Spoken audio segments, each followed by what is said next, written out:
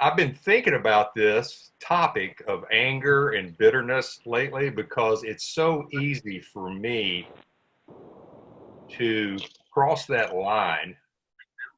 And one of the reasons it's easy for me to cross that line is because of social media.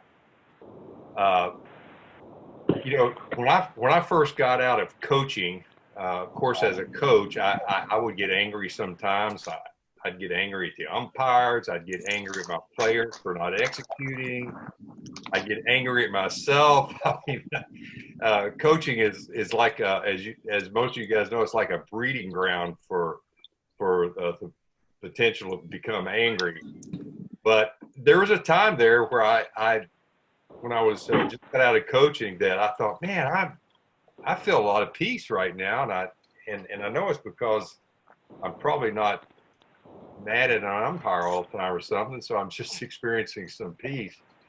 But then I started getting involved with social media, and most of it was positive. It was a great way to stay in touch with my former players, with some of my cousins that live far away, and all of those kinds of things.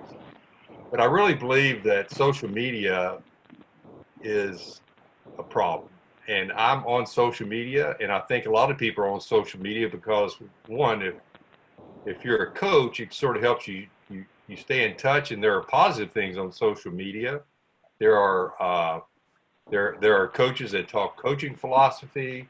If you're recruiting, there are coaches that are promoting their players, and so there's a lot of good reasons probably to be on social media. But I found out that there are 3.6 billion people in the world on social media. 3.6 billion. That's 51% of the people in the entire world. And the rankings are, and I was shocked at this a little bit, but Instagram is number one. Uh, YouTube is number two. Facebook is number three. Twitter is number four. TikTok is number five.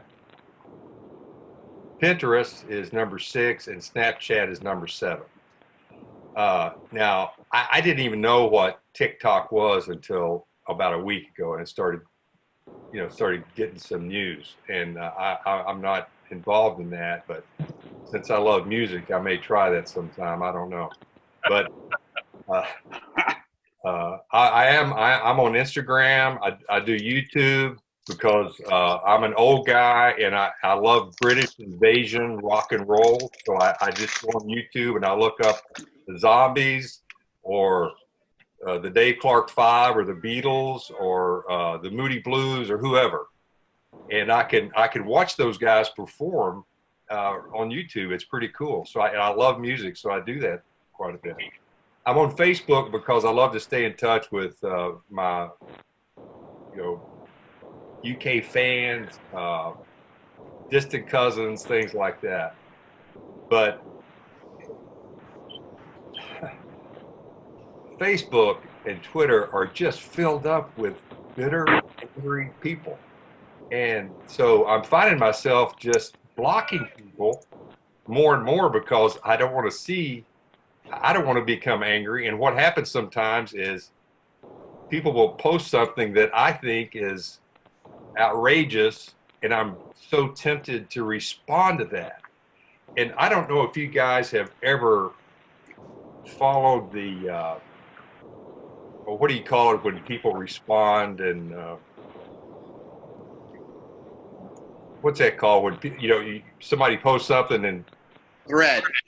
thread, follow the thread. If you follow the thread, if somebody ever says anything controversial, or if anybody ever said anything with a very strong opinion, if you read the thread, it's laced with hate, bitterness, anger, profanity, uh, name calling that I never even heard when I was in a minor league clubhouse. I mean, it's unbelievable. So there's a lot of stuff going on, and I believe, and I hope you don't think I'm some sort of radical guy that's out eating locust and honey and you know, wearing strange clothes and living in the wilderness when I say this, but I really believe that the enemy, and you can call him Satan, you can call him the devil, you can call him Beelzebub, whatever you want to call him, but the enemy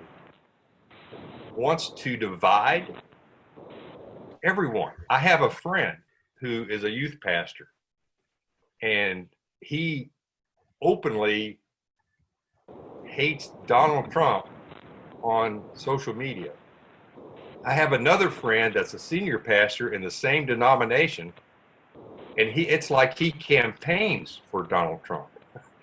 So you get these people, and they are so passionate about the way they feel politically, or it could even be with their sports team, and they just take it to another level where it becomes a platform for hate and bitterness. And I just think as believers, we have to be very careful with that. 90% of the hate type speech that's posted on social media would never be said if people were face to face.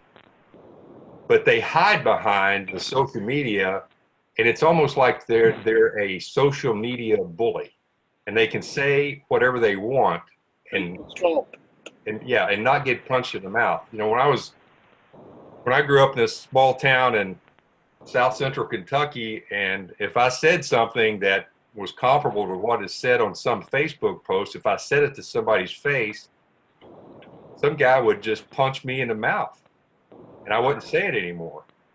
But the only way that people strike back is with more hate, with more words, and it becomes just a cesspool of hate speech. And so I'm not advocating that everybody get off of social media, because I think also God uses social media. Like I know with Rusty Strapp, he does some really cool things on Facebook Live, and a lot of people do. And I watch those things too. And as a matter of fact, Dan puts this virtual mound visit on YouTube. And so there's things that God can use for the good, but the enemy always finds a way to divide. And I want to share some thoughts with you. The enemy wants to divide and conquer, but God wants to bring unity and peace. So this is what Jesus said in John 13:35. He said, "By this, everyone will know that you are my disciples if you love one another." Now, if I want to be a witness for Christ, I can't be spewing hate on social media. And there have been times I've said some things I wish I could delete, and I did delete. But, and you guys can hold me accountable. My goal is to not be involved in anything that would hurt my witness and my representation of Christ. If I put on my Twitter handle or my Facebook page that I'm a follower of Christ, and then I'm being obnoxious and bitter towards someone, that's not a good representation of Christ.